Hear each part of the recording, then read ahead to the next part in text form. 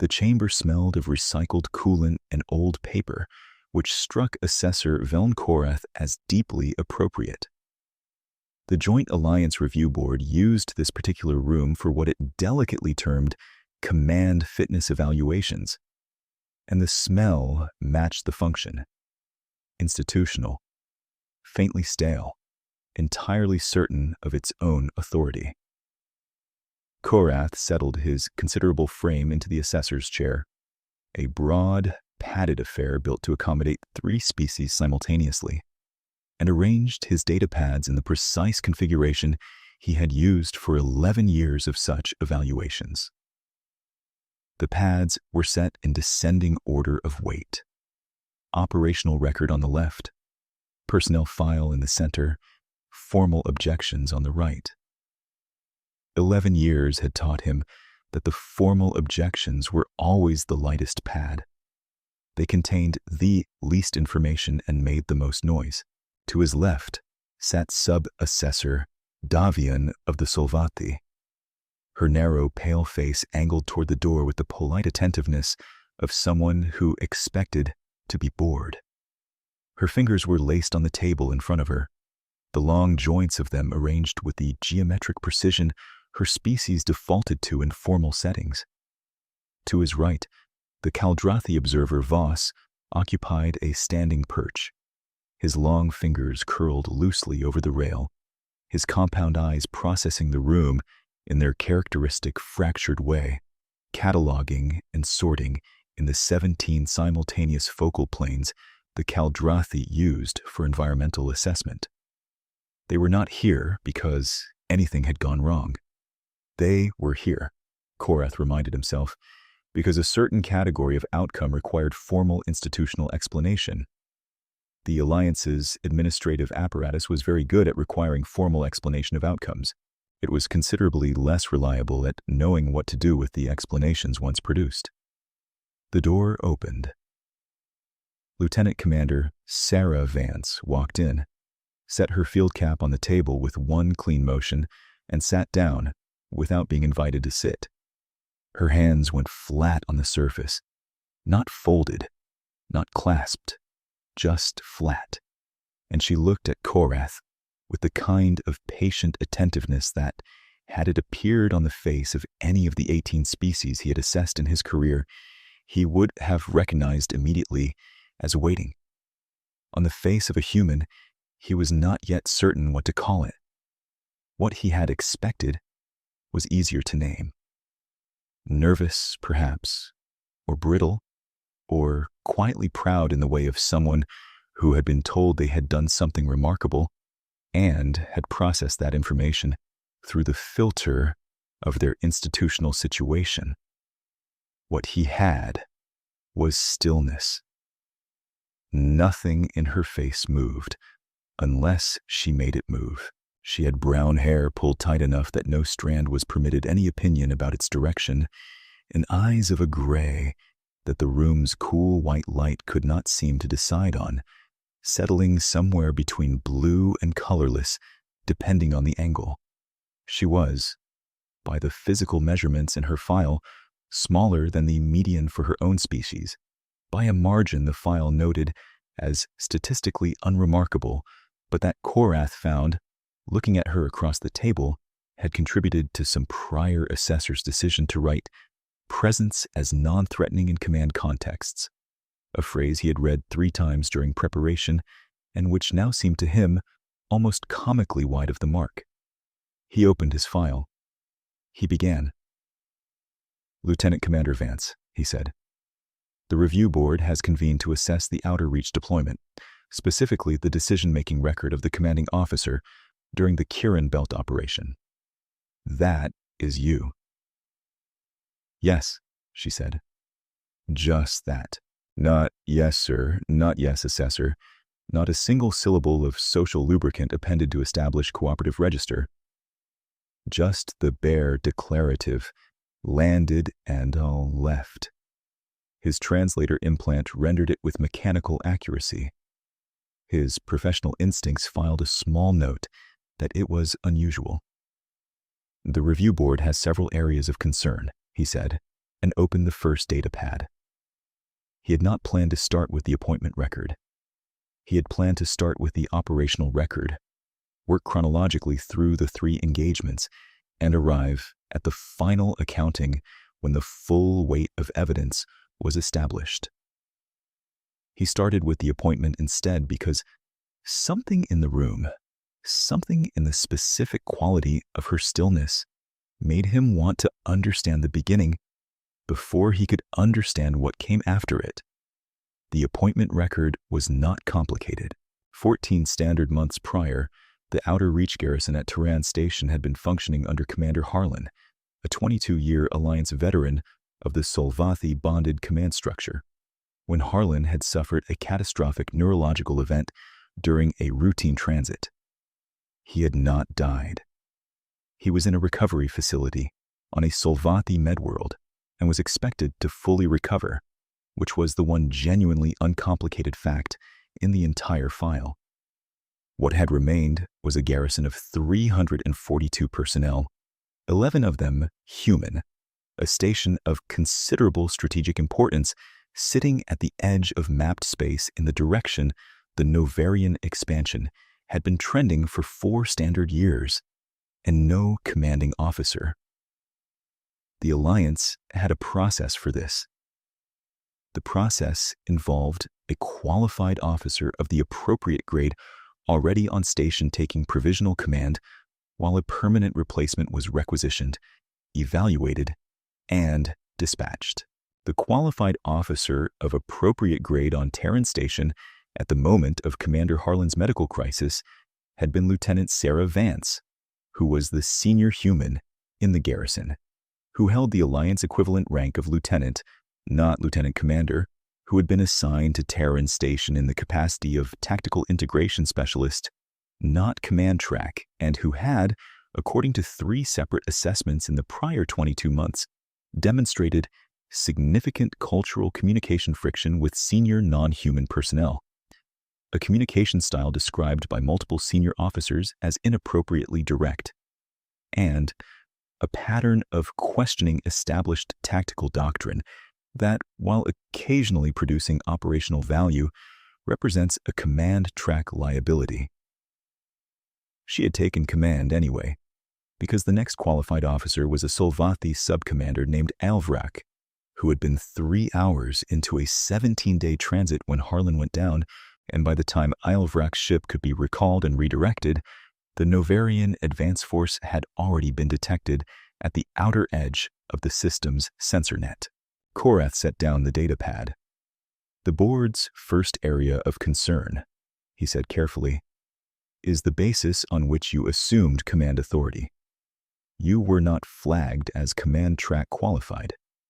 Your evaluations over the preceding 22 months indicated significant leadership concerns. She watched him. The Alliance Provisional Command Protocol specifies that the senior qualified officer assumes command in the absence of designated leadership, she said. I was the senior officer present who held combat operations certification. The protocol does not specify command track designation as a prerequisite. I read it twice before I invoked it.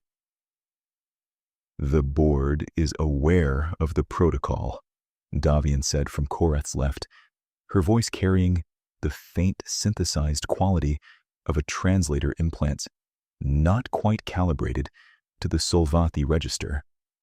The board is also aware that the protocol was designed for transitional situations of limited duration and limited operational complexity, not for sustained engagement with a Novarian advance force. Vance looked at Davian. Something moved briefly across her face that Korath, watching carefully, identified as the consideration of a response being selected from several available responses. Not evasion, but precision. The look of someone sorting rather than hedging. With respect, she said, and Korath noted that she used the formal phrase in a way that did not sound deferential at all, the words reduced by her delivery to something closer to their technical function. The protocol does not specify that limitation either. And the Novarians did not consult the protocol before deciding to advance.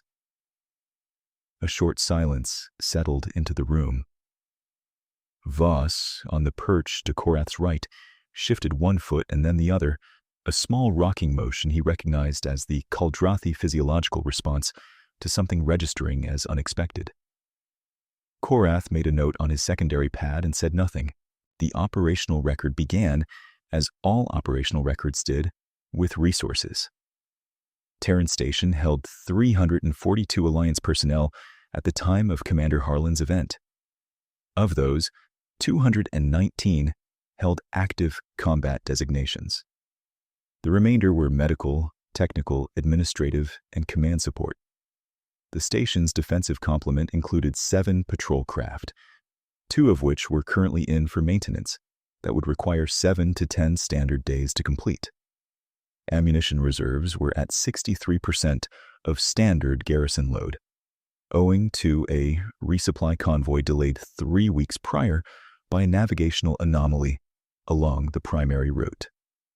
The Novarian advance force that arrived at the edge of the system 12 hours after Commander Harlan's medical event and 61 minutes before Sub-Commander Elvrak's ship could complete its recall consisted, by the final count, of a force structure the board had studied at length. 43 vessels of varied class, ranging from light patrol craft to 2 destroyer-equivalent hulls, carrying an estimated ground assault capacity of between 800 and 1,200 personnel, against the garrison's 219 active combat personnel, 5 functional patrol craft, and 63% munitions load. He looked up from the summary. She was still looking at him with that flat patience.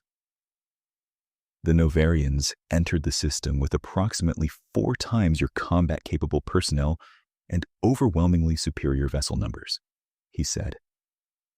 Standard Alliance doctrine for a fixed garrison facing those force ratios is coordinated withdrawal to the secondary defensive line at Keller's Rock, initiating a delaying action to enable civilian evacuation. I know the doctrine, she said. You did not follow it, he said. No, she said. One word. She waited. He waited. He had done this long enough to know that the next person to speak in a silence like this one had conceded something, but he could not identify what exactly she was waiting for him to concede, and that uncertainty was its own kind of information. He spoke. The board requires your reasoning.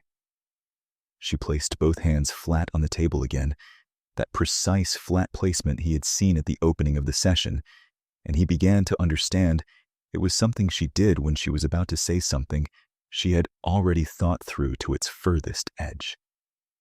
The civilians on Terran Station numbered 417 at the time of the Novarian approach, she said. The station's civilian transport capacity was 3 vessels, 2 of which could handle emergency passenger loads beyond their rated capacity with appropriate life support rationing. Maximum evacuation capacity was 260 people. Assuming we launched all 3 and assumed the Novarians would not immediately pursue. She paused. He noted that she paused not for effect, not to let a number land, but because the next part required precision, and she was assembling it.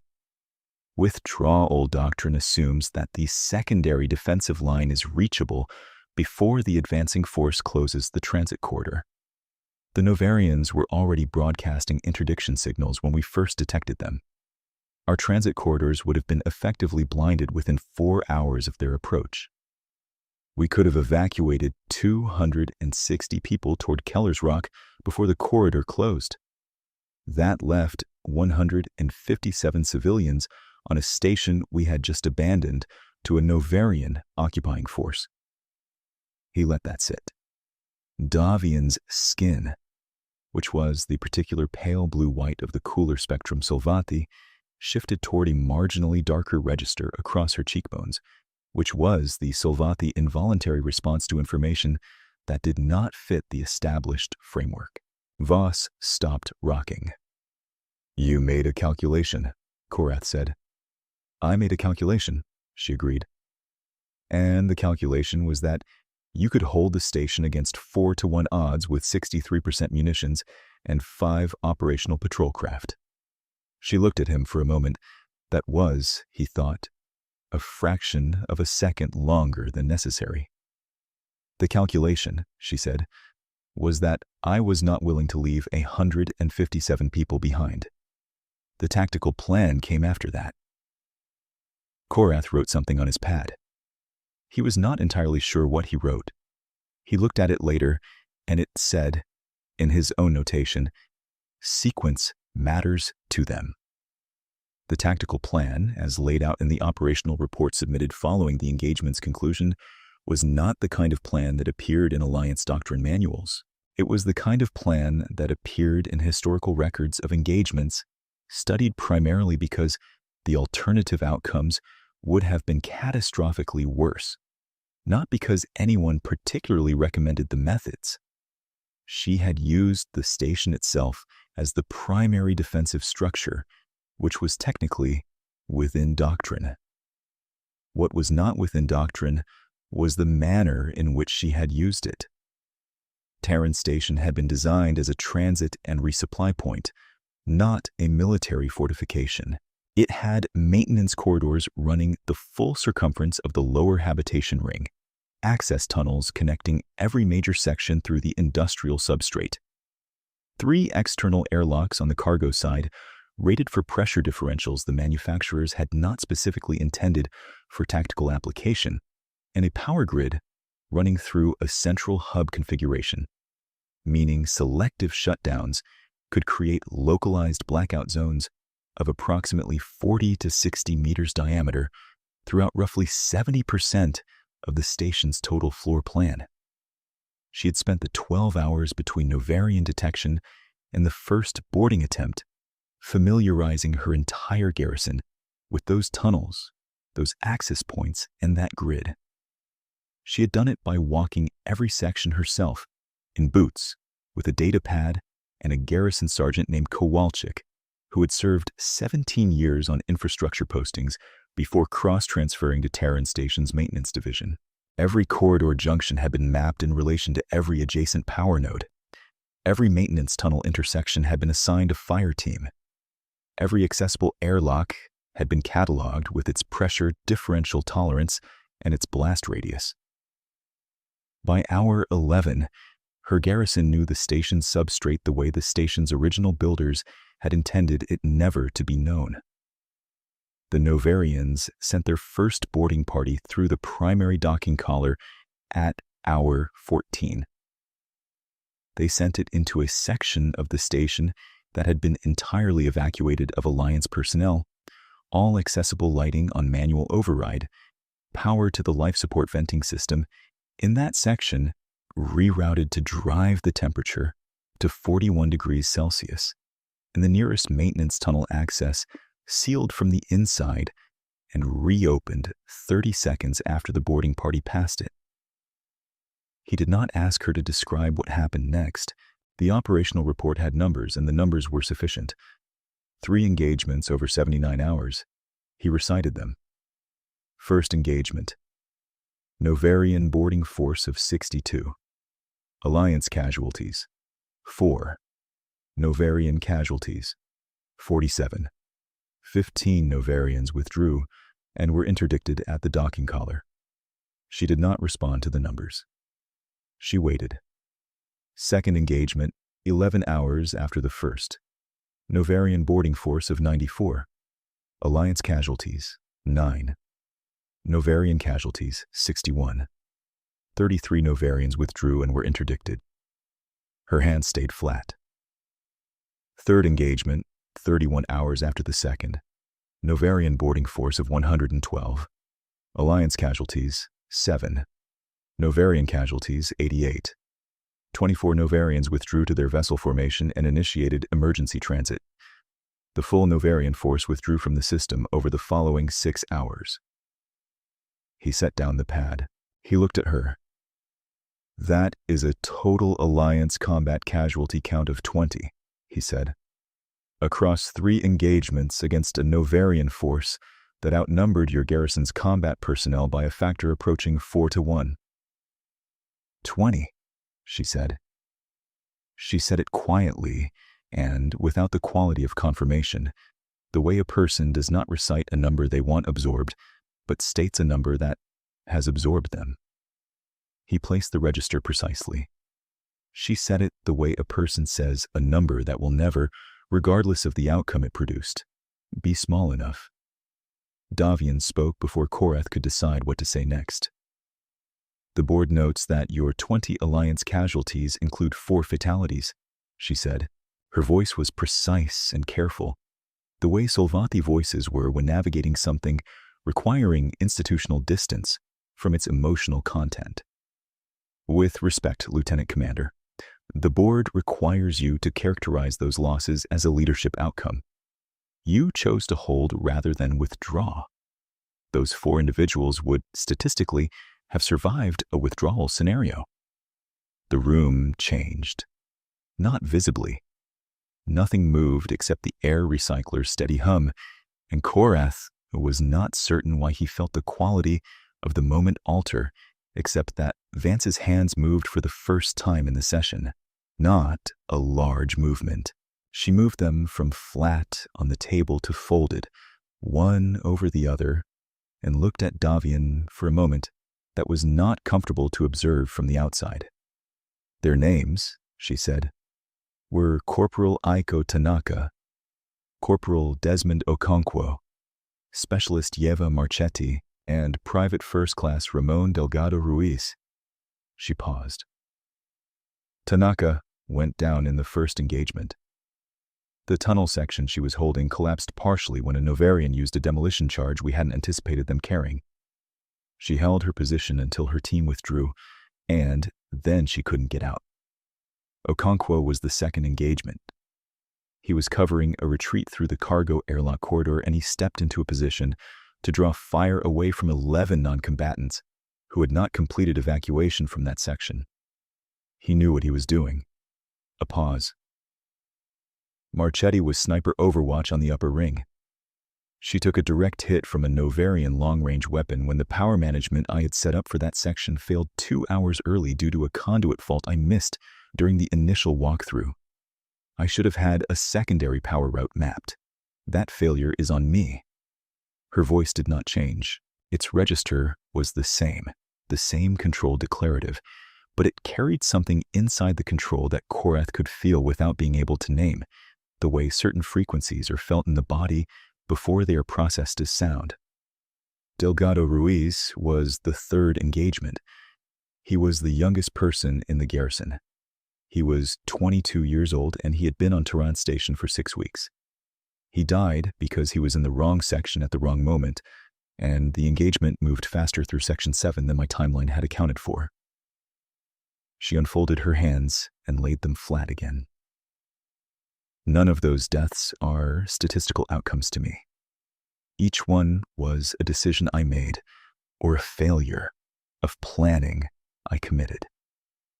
If the board is asking me to characterize them as acceptable losses in a cost-benefit analysis, I can't do that. Davian, to her considerable credit, said nothing for a long moment. Then, the board appreciates the specificity. Vance looked at her. I know, she said. I'm not sure it's sufficient.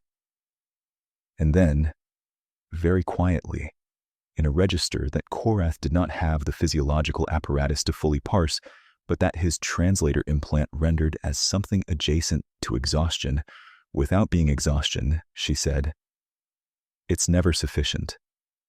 A silence settled into the room that was different from the silences that had come before it.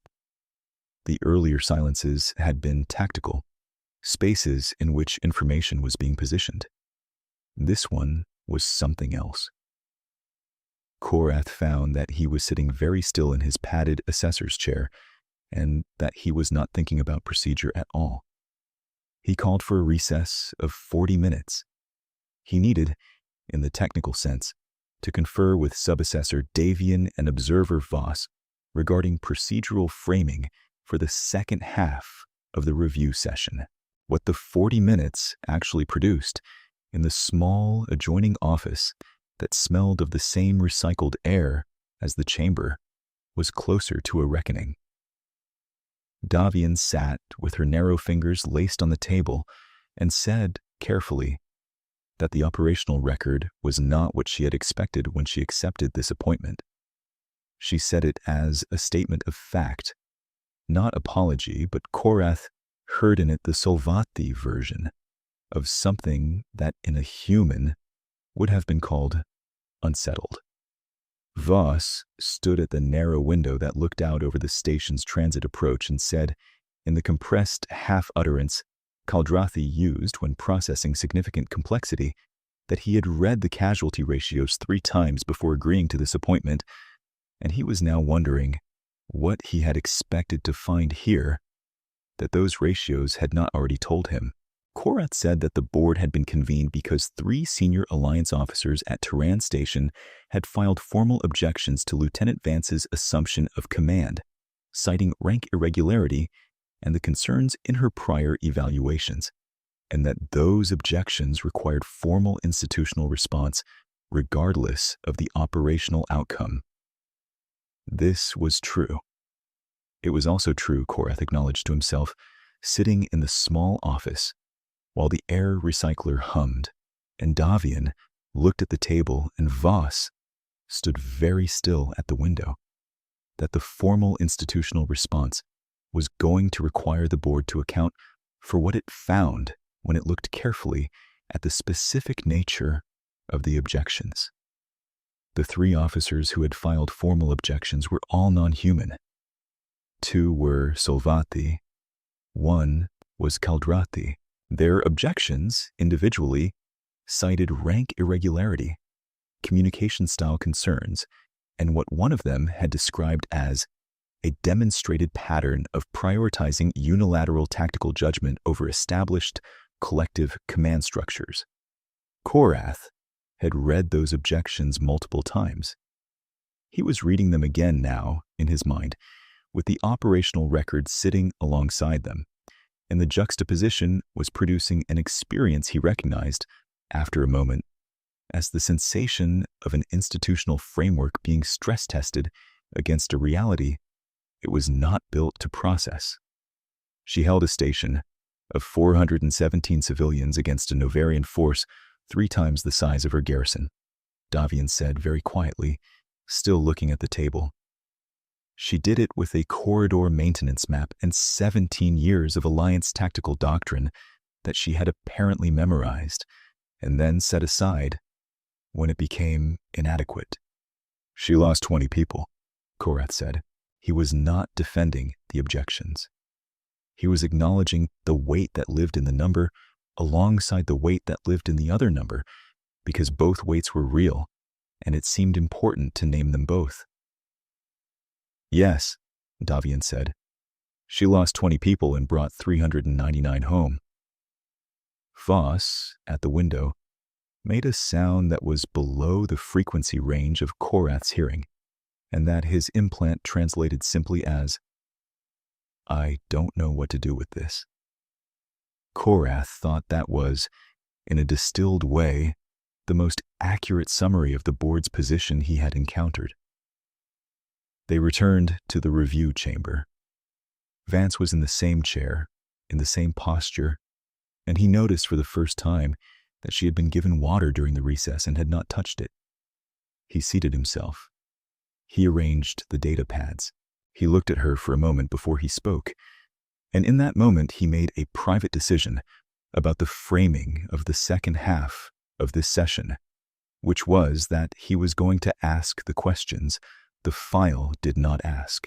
The file had turned out to be a thin approximation of what had happened inside this operation, and the thin approximation was not adequate to the weight of what it was approximating. The officers who filed the formal objections, he said, cited your communication style as a primary concern. The phrase used was inappropriately direct.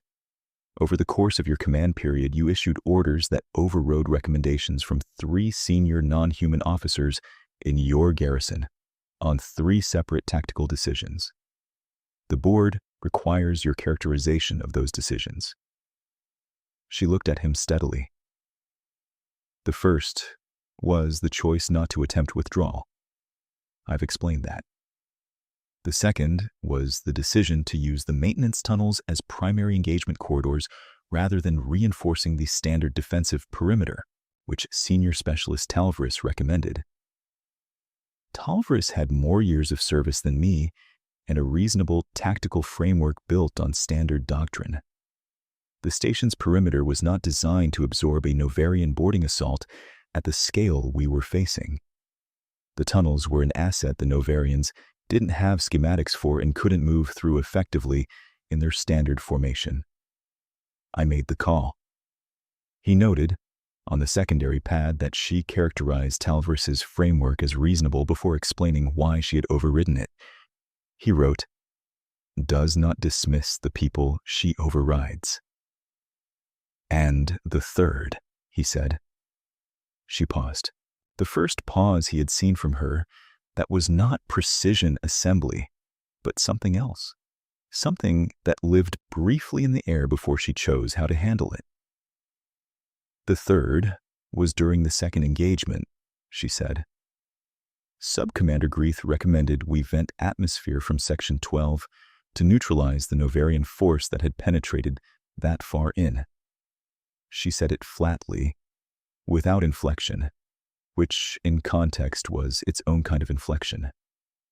Section 12 was occupied at the time of that recommendation, Korath said.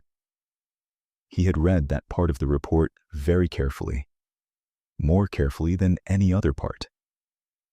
41 civilians had not yet cleared Section 12 when the engagement reached that corridor intersection. Subcommander Greith's assessment was that venting the section would neutralize the immediate threat with acceptable losses, given the military necessity of containing the breach. He watched her face. Nothing moved in it, and yet it moved. "I countermanded the order," she said. "I instructed Greith to hold position at the bulkhead while I redirected 2 fire teams to create an exit corridor through the maintenance junction. It took 11 minutes. It cost us tactical advantage in that section for the remainder of the engagement. We absorbed 4 additional Alliance casualties in the subsequent 40 minutes that we would not have absorbed if we had vented. The board notes that you absorbed 4 casualties to save 41 civilians," Korath said. "Yes," she said. "The board also notes that Subcommander Greith filed his objection on the grounds that your decision placed military personnel at elevated risk, contrary to operational efficiency." She looked at him for a long moment, and then she said something he had not anticipated, and that he found later he had not fully stopped thinking about since. "We're very good at it," she said. "At what, specifically?" he asked. She spread her hands on the table, not the flat placement she had used through the session, but something more open. "At dying for people," she said. "We've been doing it long enough that it's in us somewhere below the level of decision. You ask us to protect a population, and we will take losses that other species would look at and describe as unacceptable, because we don't see them as acceptable either. We see them as the price." She paused. "Greith's framework isn't wrong. From a pure operational efficiency standpoint, venting Section 12 was the correct call. 4 military personnel against 41 civilians. The arithmetic is straightforward. I didn't make the decision I made because the arithmetic worked differently for me." He waited. "I made it because I was not willing to tell 41 people that the operational calculus required their deaths when I had 11 minutes and 2 fire teams and a maintenance junction that ran the right direction. That's not arithmetic. That's a choice. And if I'm going to ask my people to die in service of protecting civilians, I have to be the kind of commanding officer who is also willing to spend their lives rather than civilians' lives when there exists a path that allows it." He let that land. Davian had not moved. Voss had ceased making any sound, which for a Kaldrathi was the equivalent of very close attention. "You spent 20 lives," Korath said finally, "to bring 399 home." She looked at him, and what he saw in her face was not pride, and was not satisfaction, and was not the expression of someone who needed him to agree or validate. It was the expression of someone carrying a specific, permanent weight with the specific, permanent intention of continuing to carry it forward without setting it down. "I spent 20 lives," she said. "I know their names. I know what decisions led to each one. I know which of those decisions were correct under the circumstances and which were failures of my planning. I will know those things for the rest of my career." A pause. "I brought 399 home."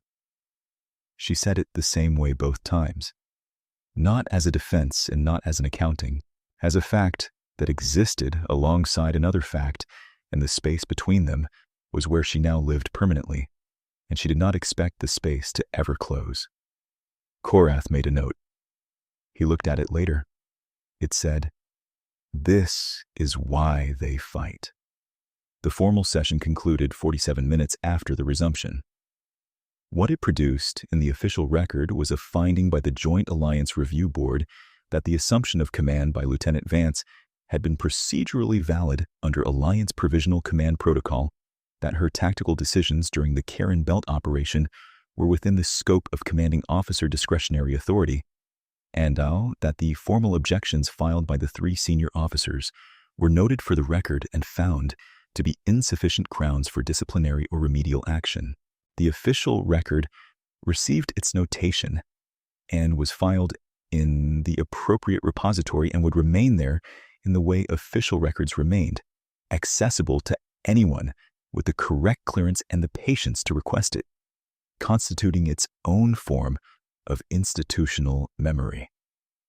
What the official record did not include was the additional finding that Korath had proposed in the small adjoining office, and that D'Yevian and Voss had, after a silence that lasted somewhat longer than procedural agreement usually required, agreed to. That finding was not documented because it was not precisely a documented finding kind of finding. It existed in the channel that existed for recommendations of the kind that senior alliance administrators understood to be carrying weight beyond their informal designation. The undocumented finding was this: the board recommended, through that channel, that Lieutenant Commander Vance be considered for permanent command track appointment at the earliest available opportunity, that the prior evaluation notes citing communication concerns be reassessed in light of the operational record, and that the question of whether inappropriately direct in the context of a human military officer serving in a multi-species command environment described a deficiency in the officer or a deficiency in the framework.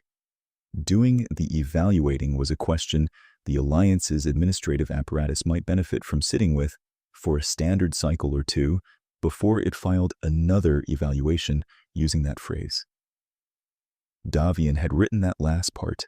She had read it aloud to Korath and Voss with the precision she brought to all her formal phrasing, and Korath had looked at her, and she had looked at him, and then they had both looked at Voss, and Voss had made the sound below hearing frequency that his implant translated as, "That is precisely right."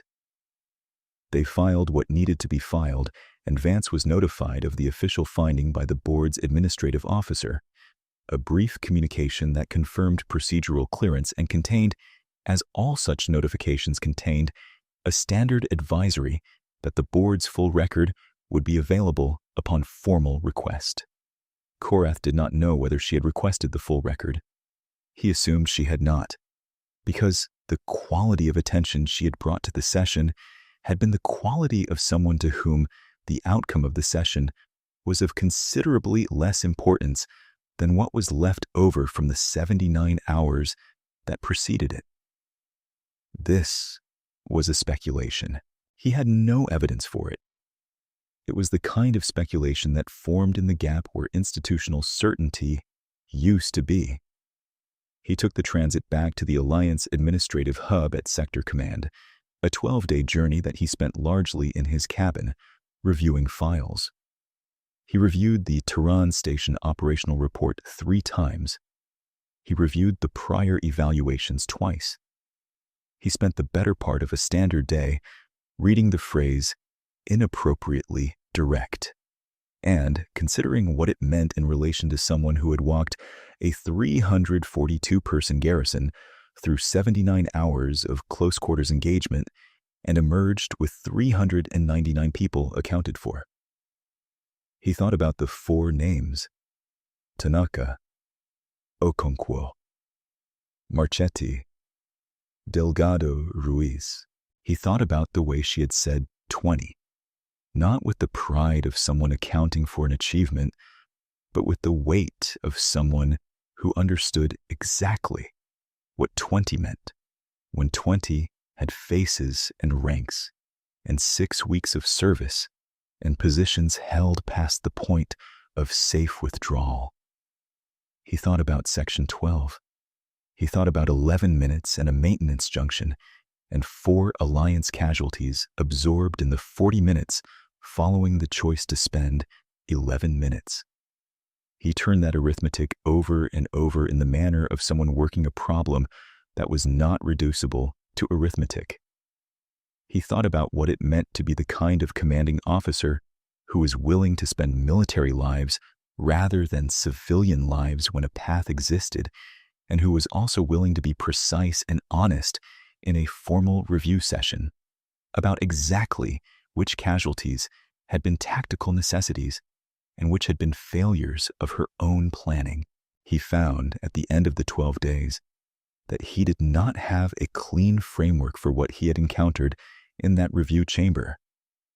He had spent 11 years building a very precise framework for how human officers tended to present in institutional contexts, and the framework had failed him with sufficient thoroughness that he was considering whether the fault lay with the framework or with his application of it.